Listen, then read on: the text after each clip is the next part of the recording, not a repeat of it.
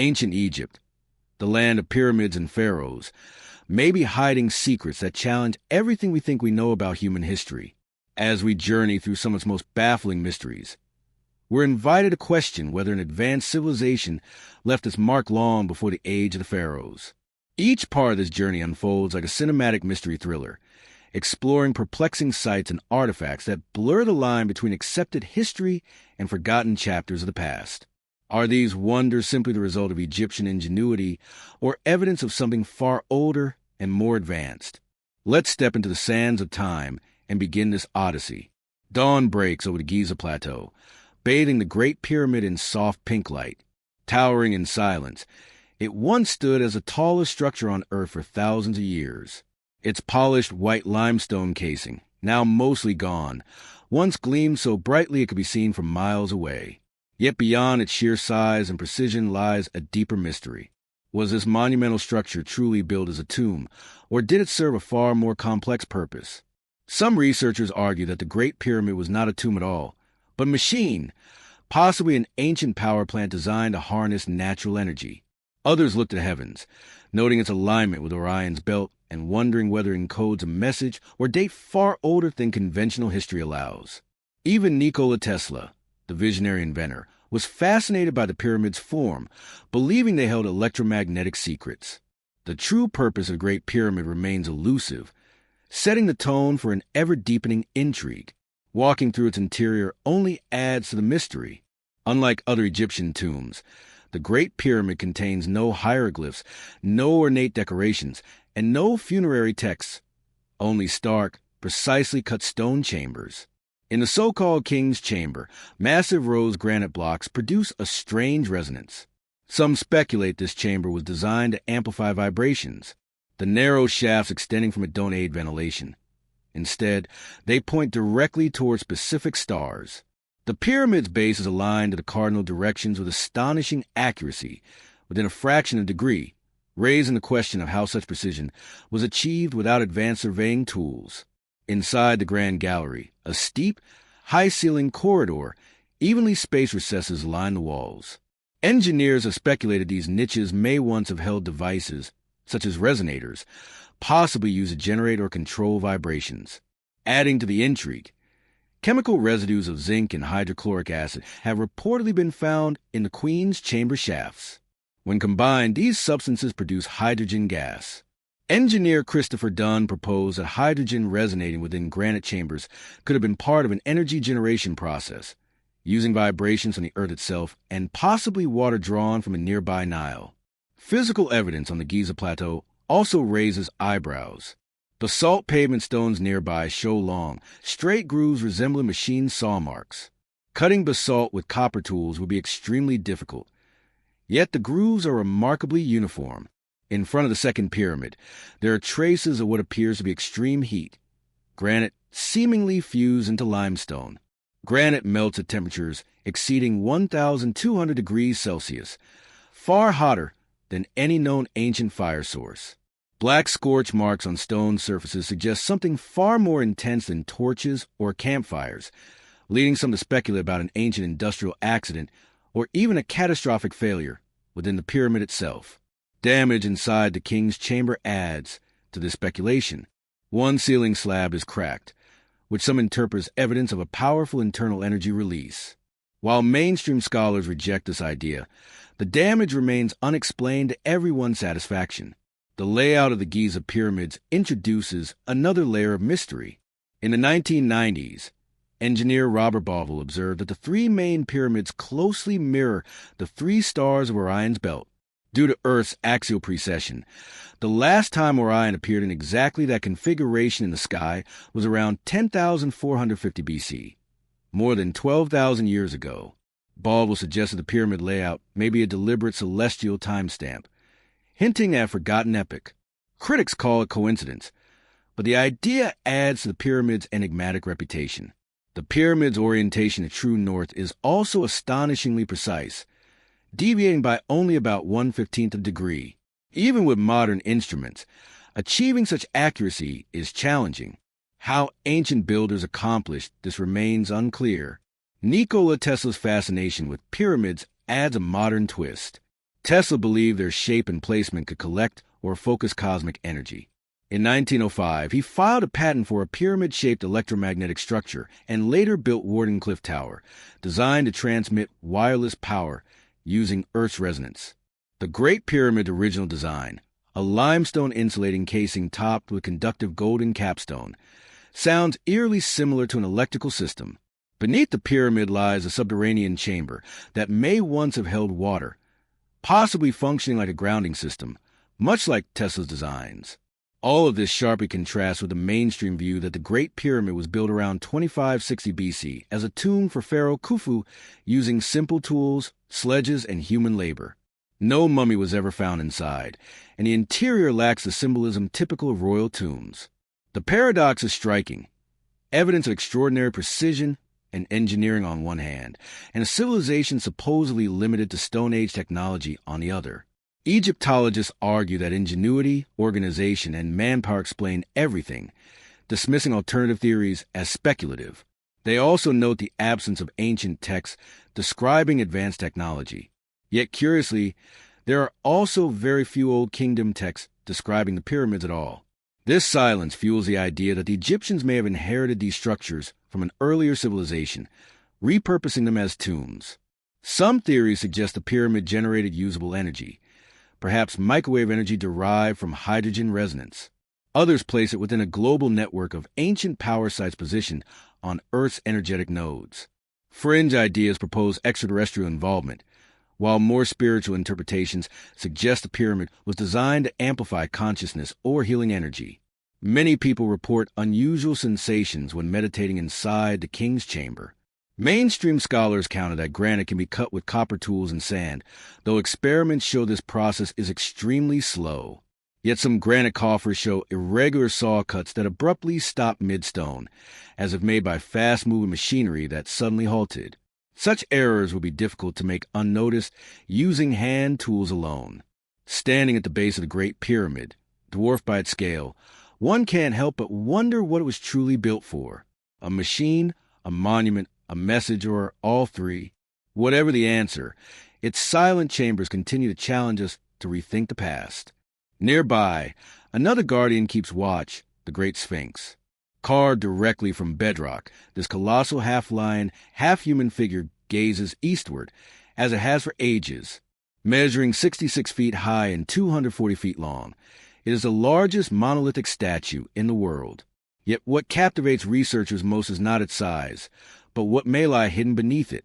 Legends of secret tunnels and chambers beneath the Sphinx have circulated for centuries. Some ancient sources speak of vast underground complexes at Giza. A philosopher from the 4th century described a hidden entrance near the Sphinx that once led to extensive subterranean halls connected to the pyramids. In the early 20th century, reports surfaced of shafts and tunnels discovered during excavations, only for the story to quietly disappear. In the 1990s, seismic surveys conducted by researchers including John Anthony West and geologist Robert Schoch detected anomalies beneath the Sphinx, including a rectangular cavity beneath its left paw. This discovery was especially intriguing because it aligned with long-standing legends of a hidden hall of records, said to contain knowledge from a lost civilization. Physical openings on the Sphinx add to the mystery. A shaft on its head descends vertically, though it's unclear whether this is ancient or modern. Other features on its body resemble sealed doorways. Early photographs show these clearly, suggesting long-standing suspicions that the Sphinx is not solid throughout. Perhaps most controversial is the evidence of erosion. The Sphinx's enclosure walls show rounded, undulating patterns consistent with heavy rainfall erosion, something Egypt hasn't experienced in over 5,000 years. Schoch argued this indicates the Sphinx could date back to 7,000 to 9,000 BC or earlier. Critics argue alternative explanations, but similar erosion is absent on other monuments of known age. If the Sphinx is far older than dynastic Egypt, it may have been inherited and modified. One theory suggests the head was originally that of a lion and later recarved into a pharaoh's likeness, explaining its small size relative to the body and its lesser erosion. Legends of a hall of records beneath the Sphinx, popularized in the 20th century, continue to fuel speculation. Some imagine ancient texts, lost technologies, or records of humanity before a great flood. Others believe the voids are natural or unfinished chambers. Official investigations acknowledge anomalies but deny anything of historical significance. The tension between alternative researchers and authorities adds conspiratorial edge. Why have certain areas never been fully explored? Preservation concerns are the official answer, but speculation persists. Whether the Sphinx is a guardian of lost knowledge, part a grand astronomical marker, or simply an extraordinary monument shaped by time, it remains one of history's greatest enigmas. Together with the Great Pyramid, it stands as a silent challenge to our understanding of the past, inviting us to keep questioning, exploring, and wondering what secrets still lie buried beneath the sands. The debate goes on. As the sun sinks toward the horizon, the Sphinx's face slips into shadow, and somehow it looks even more unknowable. We're left staring at that ancient guardian and wondering what might rest beneath its paws if someday archaeologists would drill carefully into bedrock and open whatever lies below. Would it be nothing, just sand cracks and natural cavities? Or something that shakes our timeline to its core? The idea that a hall of records, the stored knowledge of a lost epoch, could be hidden within arm's reach of one of humanity's most famous monuments is both thrilling and unsettling. For now, the Sphinx keeps its counsel.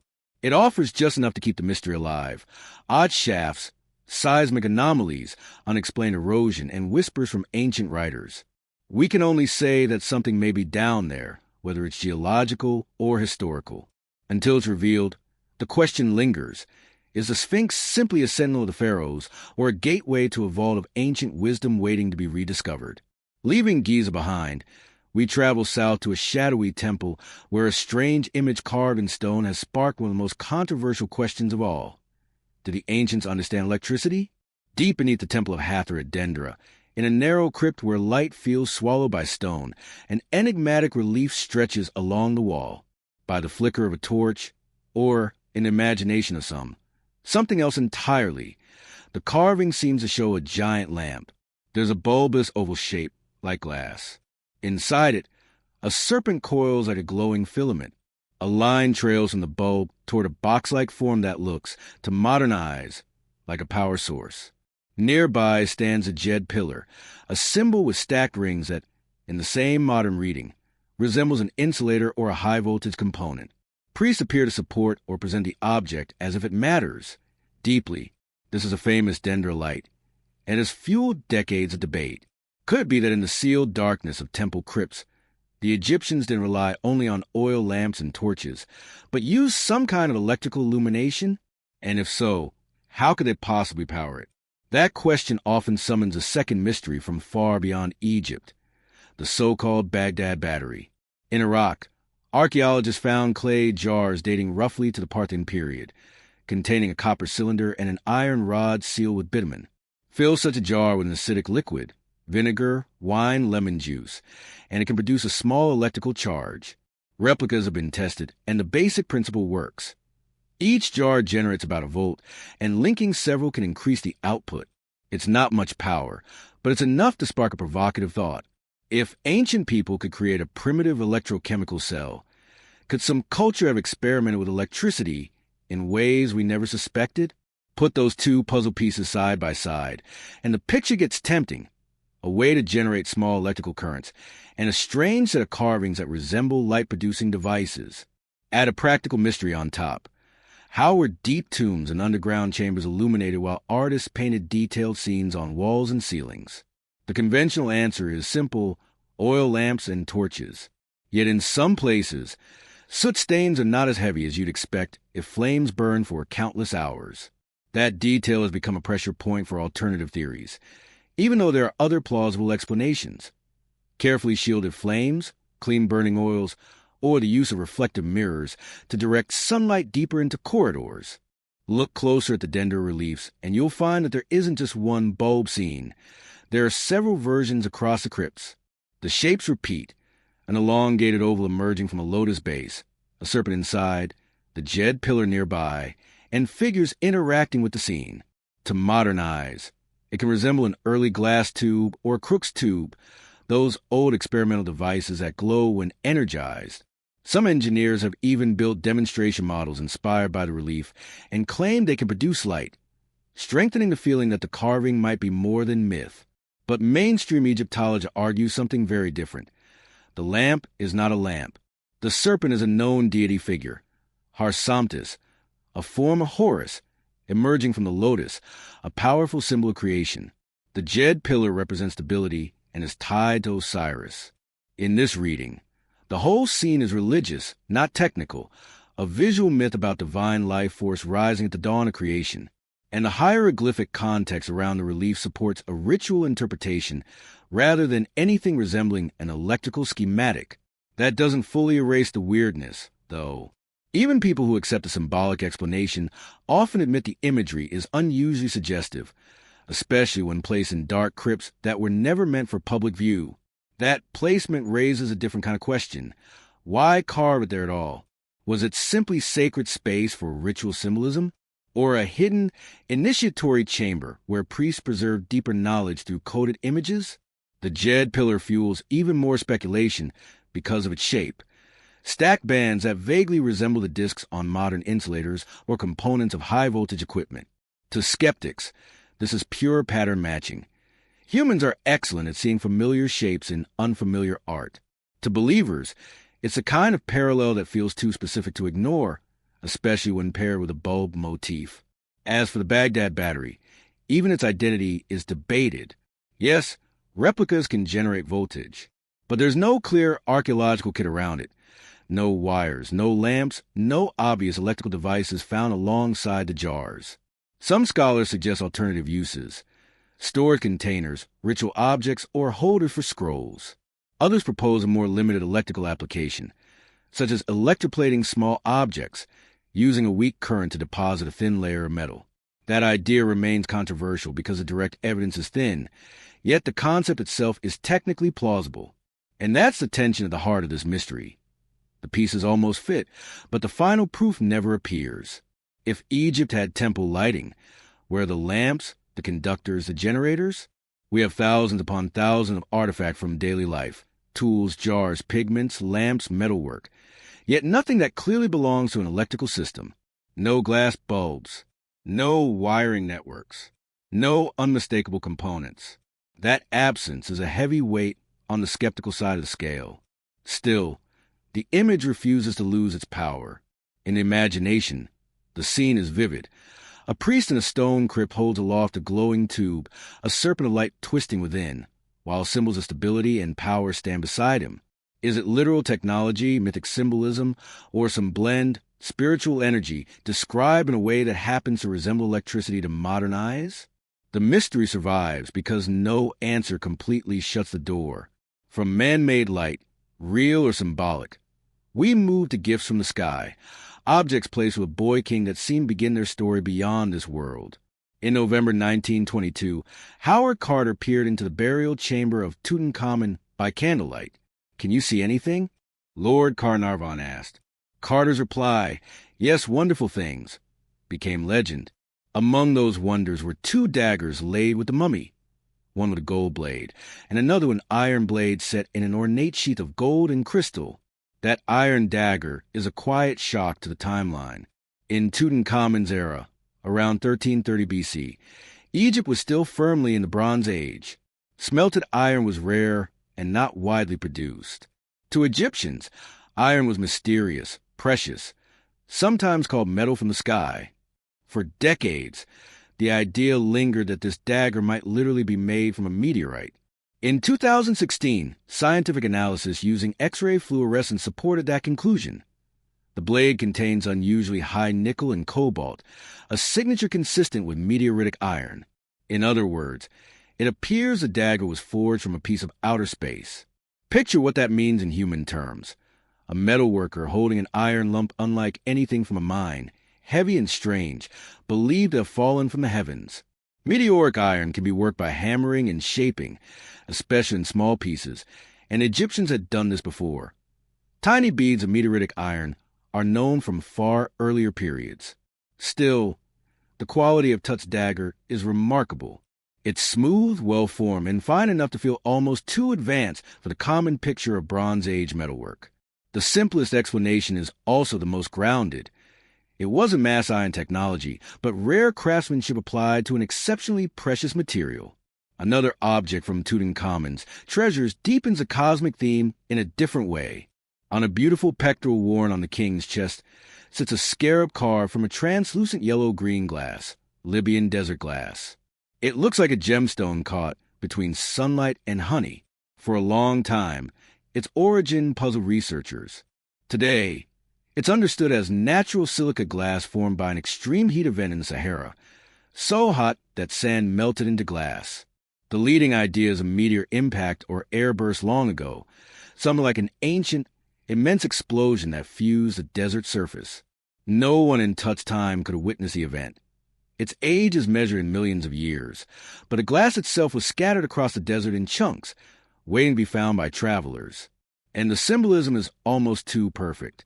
The scarab is tied to transformation, rebirth, and the sun's daily journey. Here, that sacred symbol is carved from glass born of a cataclysm in the sky. Sunlight made solid by fire. It's poetic, even if the ancient artisans didn't know the scientific story behind it. Of course, these objects don't prove a lost super-civilization. They don't require aliens or forgotten technology. What they do prove is something equally fascinating. Ancient people recognized rare materials, prized them, and found ways to work them into objects of stunning beauty and symbolic power. A meteorite becomes a king's blade. A desert-born glass becomes a heart of royal jewelry. The sky itself is pulled into the language of kingship. Still, the questions remain seductive. How did artisans achieve such fine results with such unusual materials? What techniques did they use? Cold working, controlled heating, careful polishing, to transform metal from heaven into a flawless weapon. How did desert caravans locate and collect glass in a remote sea of sand? And why did these materials carry such spiritual weight that they ended up on the body of a pharaoh? In the end, these mysteries may not rewrite history, but they sharpen it. They remind us that ancient Egypt wasn't only stone and ritual. It was experimentation, symbolism, and awe. Human ingenuity reaching for the heavens, sometimes literally holding a piece of the cosmos in its hands. After all, within a couple of centuries after Tutankhamun, iron tools and weapons begin appearing more widely as Egypt and its neighbors drift into the early Iron Age, roughly between 1200 and 1000 BC. In that sense, Tut's meteoritic dagger feels like a strange preview of what was coming, a glittering omen from the future, even if it arrived from the sky rather than a furnace. The desert glass is a different kind of contradiction. The Egyptians wouldn't have known how it formed, but we do, and that knowledge can feel unsettling. Libyan desert glass is the product of an immense, violent event. Sand flash melted into glass by extreme heat, likely from a meteor impact or airburst millions of years ago. Thankfully, it predates humans by an absurd margin. Yet if someone tries to force it into the human timeline, it doesn't fit unless you start invoking unknown disasters, hidden interventions, or lost chapters of history. From a fringe perspective, the temptation is obvious. An iron dagger before the Iron Age, proof they inherited iron making from a lost civilization or aliens. But the dagger doesn't actually require advanced technology. Meteoric iron is rare, yes, but it can be worked. The Egyptians already had the skills to cold hammer metals like gold and copper. With patience and expertise, they could hammer meteoritic iron too. What they couldn't do, at least not yet on a meaningful scale, was smelt iron from ore. So the simplest explanation remains powerful. No secret machines, no ancient factories, just a prize gift that literally fell from the heavens. Still, it's hard not to imagine the scene. A fireball tears across the night sky. The ground trembles. Priests interpret it as a message. Someone goes out into the desert and finds a fallen stone, heavy, strange, metallic. To them, it isn't a random rock. It's a divine sign, a piece of the sky itself. Much later, there are medieval-era stories that mention legendary iron stones falling in Egypt's western deserts, probably echoes of rare meteor falls woven into folklore. Not proof of anything extraordinary, but it shows how naturally such events lodge themselves in human memory. There are also small mysteries inside the dagger science. Some analyses have noted trace elements that invite speculation. Did the smith heat treat it? Did someone coat the blade to resist corrosion? Or are these traces simply contamination, preservation effects, or instrument noise? What we do know is that meteoritic iron often contains nickel, and nickel-rich iron can be more corrosion-resistant than ordinary iron. Add the dry, sealed environment of a royal tomb, and the dagger's remarkable condition stops being miraculous and starts being plausible. As for the desert glass, it's easy to see how it could have shaped myth. Imagine ancient travelers finding chunks of translucent, yellow-green glass scattered across a barren sea of sand, beautiful, unnatural, as if sunlight had been hardened into stone. They couldn't recreate it. They couldn't explain it. So they did what humans always do. They made it meaningful. It becomes royal jewelry, sacred symbolism, a gemstone born of mystery. And once you place something like that over a king's heart, it's not hard to see why later imaginations reach for Atlantis, lost civilizations, or visitors from the stars. The story feels mythic because it's built from myth-shaped material. In the end, the real mystery here isn't whether the objects are genuine. We know they are. It's the context. Why do we find high-quality iron in a Bronze Age tomb? How many other meteoritic objects were melted down, recycled, or simply never recognized for what they were? Are there out-of-place materials still sitting in museum drawers, waiting for modern tests to reveal their origins?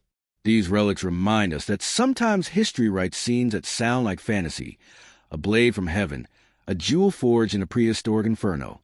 It's no wonder people imagine gods arming kings with special weapons. In Tut's case, it may have been simpler: rare materials, rare skill, and the ancient habit of turning wonders into symbols. And then the tone shifts.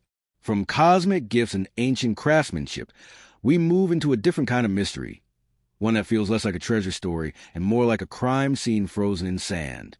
In the northeastern Nile Delta, beneath layers of silt and forgotten time, lay Tanis, one a thriving city in Egypt's Third Intermediate Period, roughly around 1,000 to 800 BC. When archaeologists began serious excavations there in the late 19th and early 20th centuries, and especially when Pierre Montet worked the site in the 1930s, they expected the usual pattern: ruins, rebuilding, gradual decline. Instead, parts of Tanis looked like they'd been hit by something sudden and brutal. Monuments were toppled and broken. Granite obelisks lay shattered. Colossal statues were reduced to fragments. Temple blocks were scattered in ways that feel less like slow collapse and more like violence, either human or natural. And over it all lay deep layers of earth, as if the site had been smothered. The surrounding land can be salty and stubborn, and while delta soils can change dramatically, it adds to the eerie impression of a place that didn't simply fade. It was overwhelmed. Of course, there are grounded explanations. Tanis was built in a difficult environment: shifting Nile branches, marshy ground, unstable delta sediments. Earthquakes can topple monuments. Saturated soils can liquefy and swallow foundations. Floods can dump thick layers of silt. Political turmoil can lead to abandonment and scavenging, and later populations often reused or moved stone. Tanis also contains many reused blocks and monuments taken from earlier sites, which complicates the picture. What looks like a single event can be layers of relocation, collapse, and rebuilding compressed into one dramatic field of ruins. But the questions remain because the damage feels excessive in places. Why so many snapped obelisks? Why the impression of things broken rather than simply fallen? Some have claimed there are traces of scorching or heat effects on stone. If true, that pushes the imagination toward lightning storms, extraordinary fires, or even airbursts like Tunguska, where a meteor explodes in the atmosphere and the shockwave destroys everything below. An airburst can flatten structures without leaving a neat crater, and it can deliver a flash of heat. That kind of event would fit the sudden annihilation mood, though it remains speculative without clear geochemical fingerprints. Then there's the mythic gravity Tanis carries. Some associate with the biblical Zoan, a place of judgment and ruin in prophetic language. Whether or not that identification holds, you can see how a devastated delta city could become a symbol of catastrophe in later traditions. Pop culture sees the aura too. Tanis became the cinematic stage for supernatural destruction in adventure fiction, which only deepened its modern reputation as a city of sandstorms and secrets. The reality is less magical, but the atmosphere is the same. Toppled giants, broken stone, and a story that feels incomplete. So Tanis sits in that uncomfortable space between archaeology and imagination. It might be the product of ordinary forces acting in an extraordinary combination: earthquake, flood, environmental collapse, abandonment, reuse. Or it might preserve evidence of a rarer kind of event we don't often consider: an airburst, a freak convergence of disasters, or something still undetected in the soil.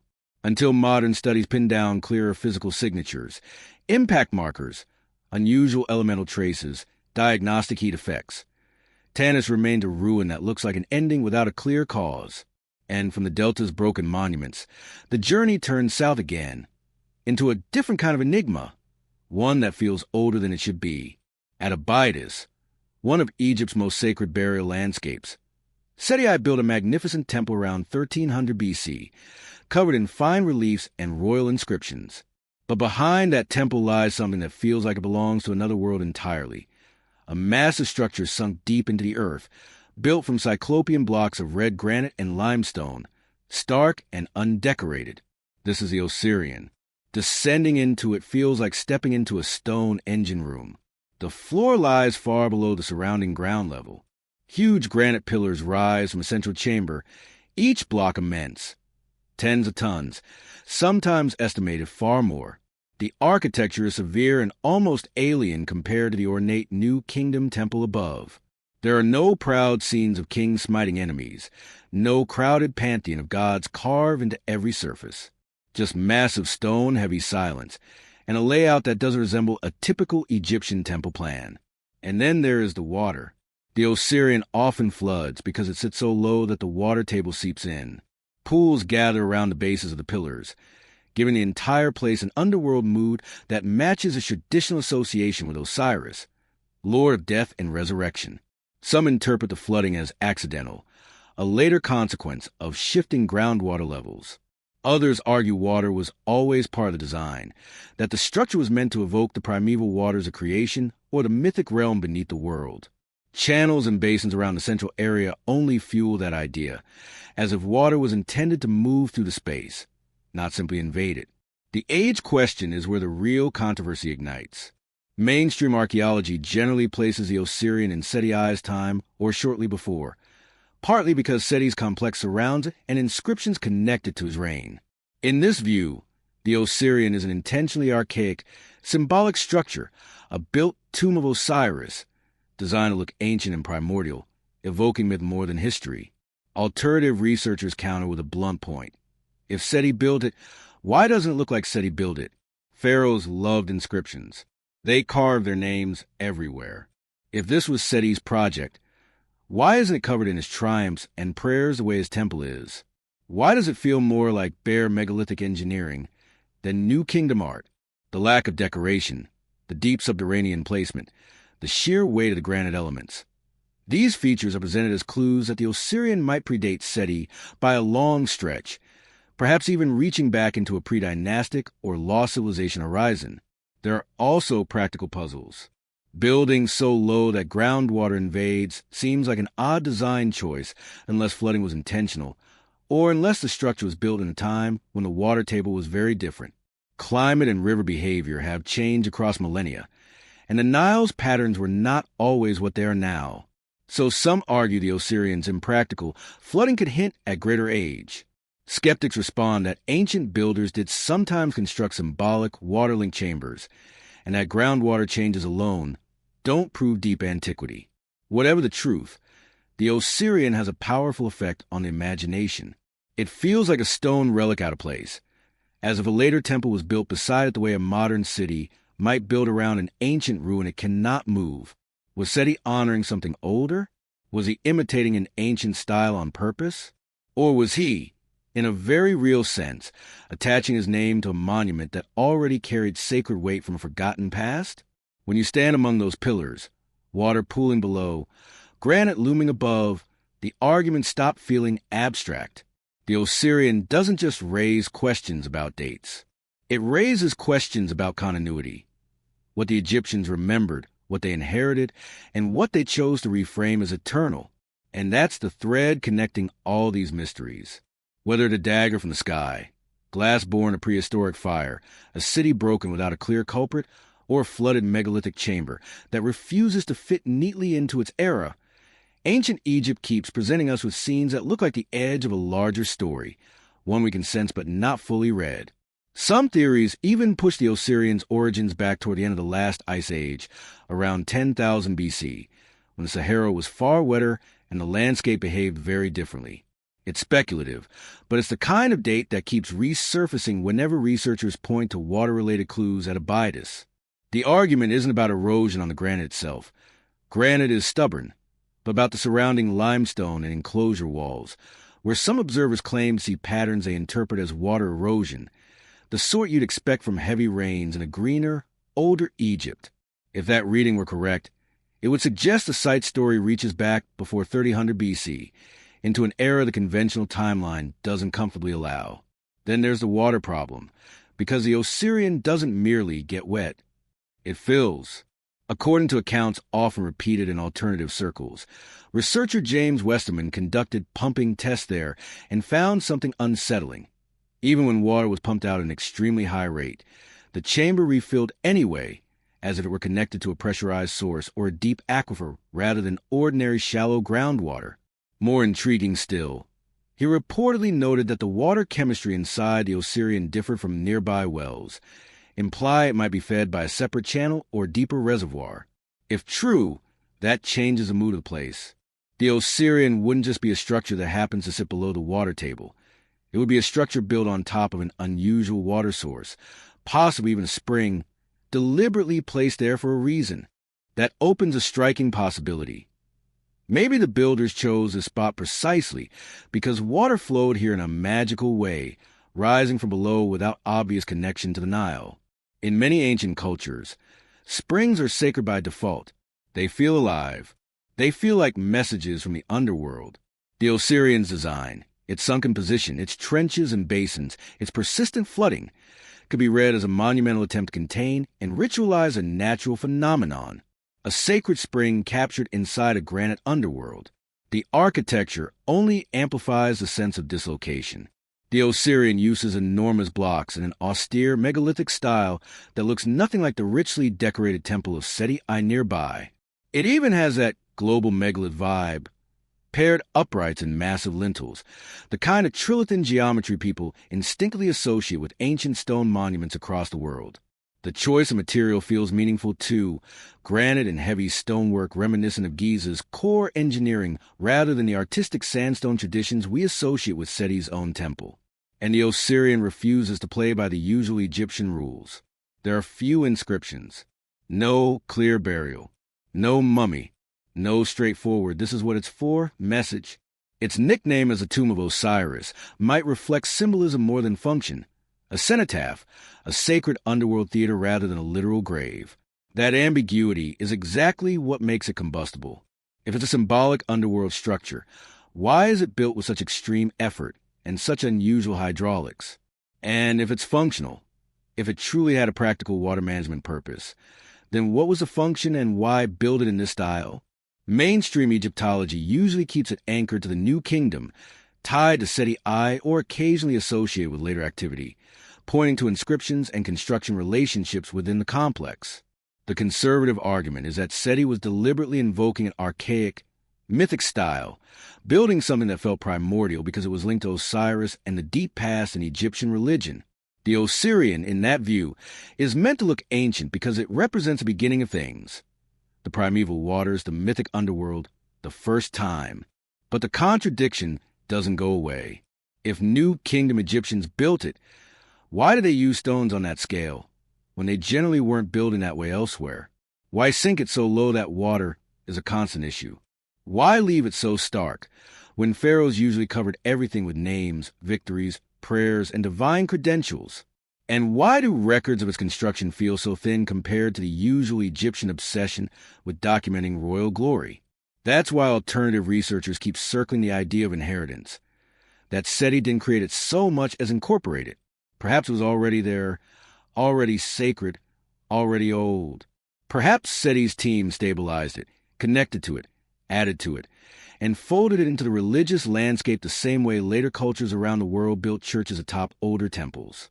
In that scenario, the Osirian becomes a surviving relic of a much earlier building tradition, something that later dynasties could not replicate, only honor and reuse. From there, the theories expand into every direction people love to explore. Some connect it to Zep-Tepi, the first time, the legendary golden age when gods and semi-divine beings ruled and established sacred sites. Others talk about pre-dynastic master builders, followers of Horus, or lost toolkits and techniques that vanished. Some go all the way to Atlantis or an antediluvian civilization. None of that is proven. But the Osirian's atmosphere seems to invite myth, because it already feels like a myth made real, an underworld chamber of granite and water that refuses to behave like a normal monument. And then the more exotic interpretations arrive. Water plus granite plus geometry equals something. Granite is rich in quartz. Quartz is linked, at least in popular imagination, to piezoelectric effects.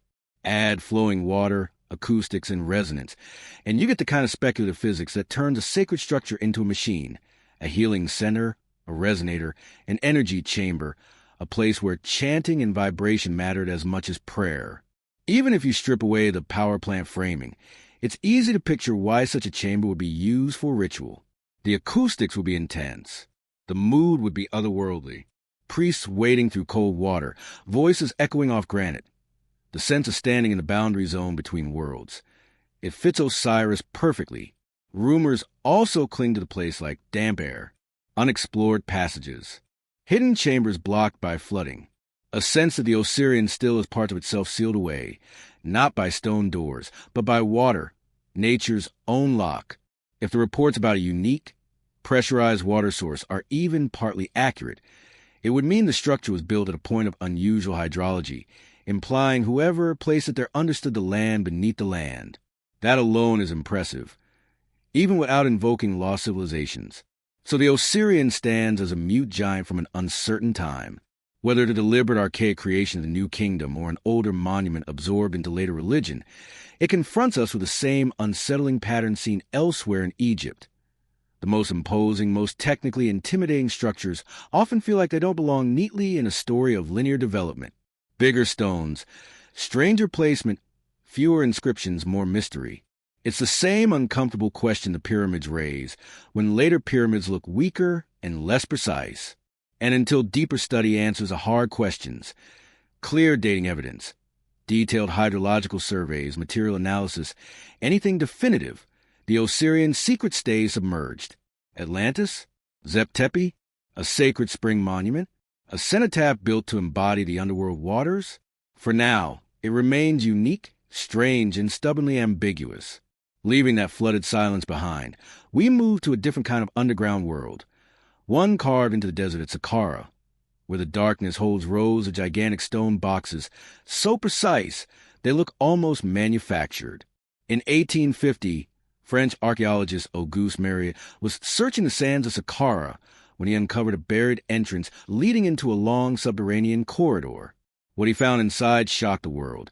A network of tunnels and side chambers, each housing a massive stone sarcophagus, granite or basalt boxes, so huge they dwarf a person standing beside them. There were more than 20 of these monoliths, each carved from a single block, with lids so heavy and perfectly fitted that they seem almost impossible to place. Traditionally, these are identified as the burial vaults of the sacred Apis bulls, living symbols of divinity in Memphis, honored in death like kings. That alone explains why the sarcophagi are enormous.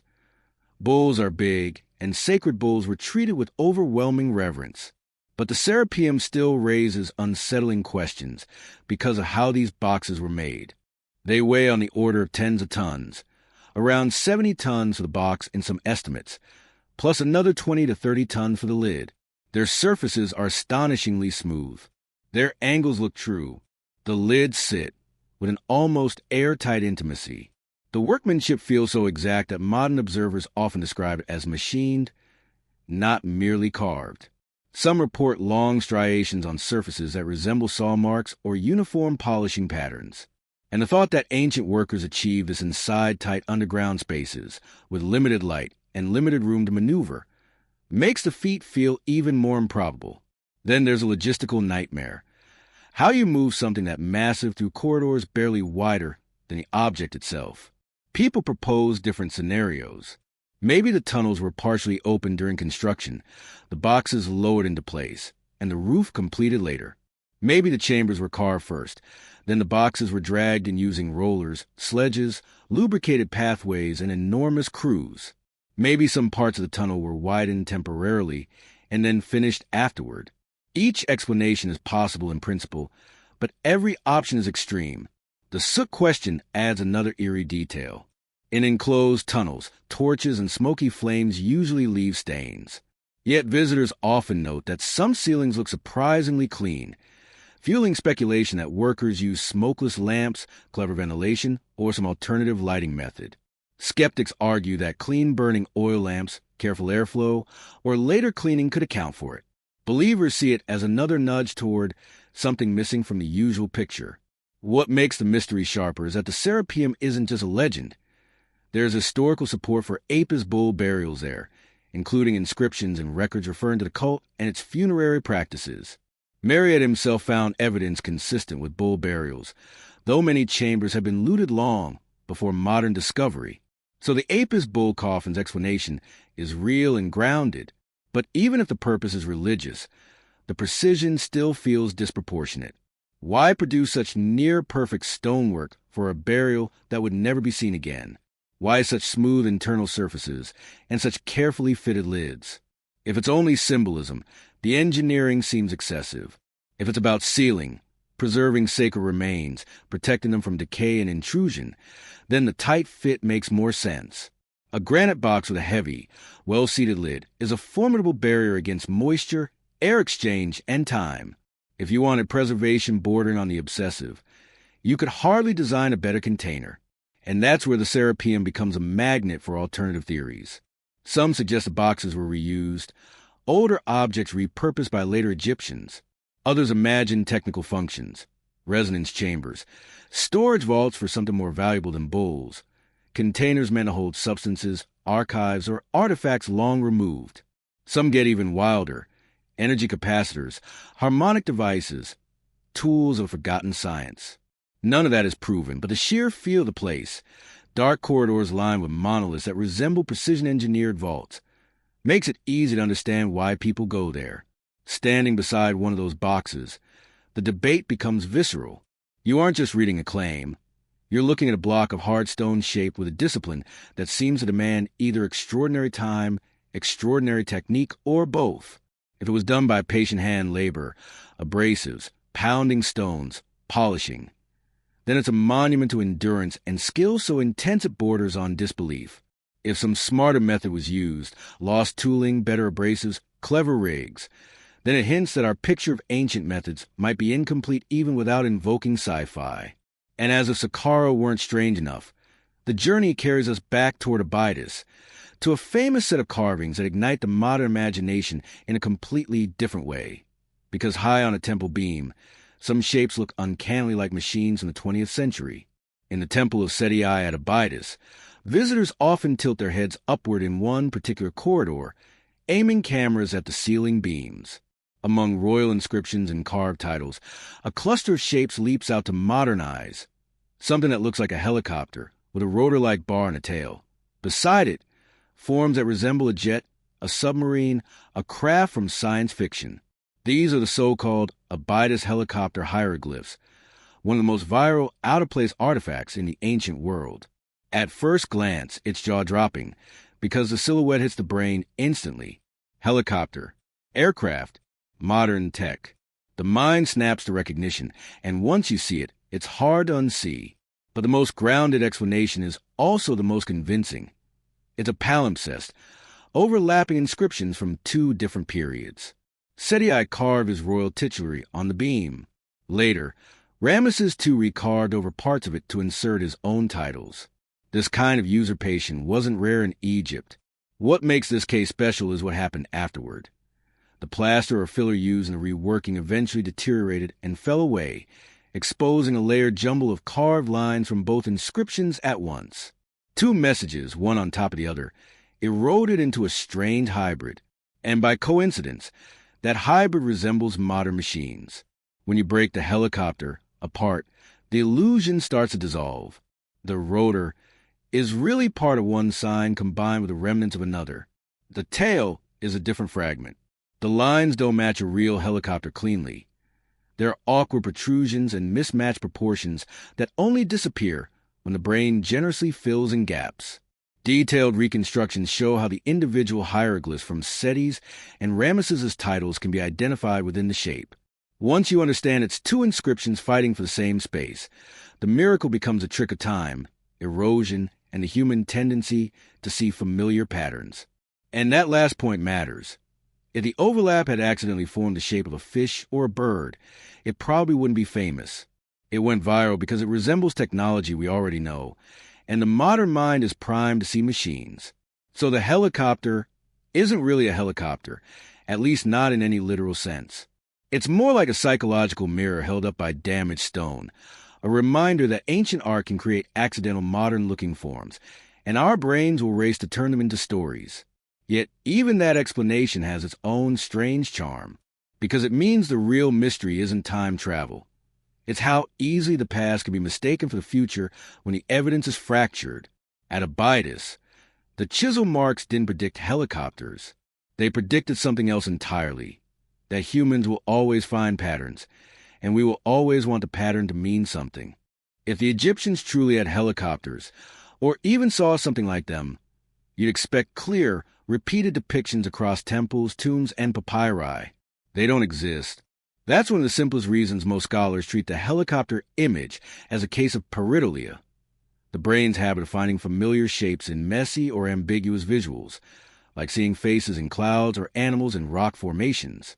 And in Egyptian monuments, where inscriptions were frequently recarved, patched, and overwritten, odd hybrid shapes are not rare.